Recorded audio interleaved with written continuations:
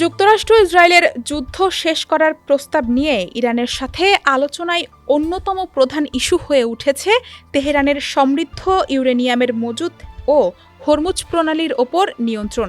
আর এই নিয়ন্ত্রণ নিয়ে সক্রিয়ভাবে দুতিয়ালি চালিয়ে যাচ্ছে পাকিস্তান। শুক্রবার ইরানের পররাষ্ট্রমন্ত্রী আব্বাস আরাকচির সঙ্গে বৈঠক করেন পাকিস্তানের স্বরাষ্ট্রমন্ত্রী সৈয়দ মোহসিন নাকভি। সংবাদ মাধ্যম তাসনিম জানায়, ইরানের কাছে যুক্তরাষ্ট্রের সর্বশেষ বার্তা উপস্থাপনের পর নাকভি যুদ্ধ শেষ করা ও মতপার্থক্য দূর করার জন্য একটি কাঠামো তৈরির চেষ্টা করছেন। মার্কিন পররাষ্ট্রমন্ত্রী মার্কো রুবিও বৃহস্পতিবার সাংবাদিকদের বলেন, আলোচনায় কিছু ভালো লক্ষণ দেখা গেছে, কিন্তু তেহরান যদি হরমুজ প্রণালীতে টোল ব্যবস্থা চালু করে তাহলে কোনো সমাধান হতে পারে না।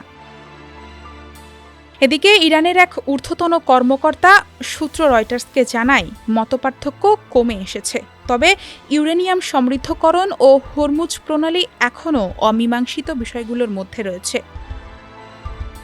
এ যুদ্ধ বিশ্ব অর্থনীতির জন্য বড় বিপর্যয়ের কারণ হয়েছে।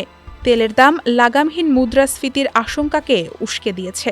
যুদ্ধের আগে বিশ্বের তেল ও তরলীকৃত প্রাকৃতিক গ্যাসের চালানের প্রায় 1/5 হরমুজ প্রণালী দিয়ে যাতায়াত করত।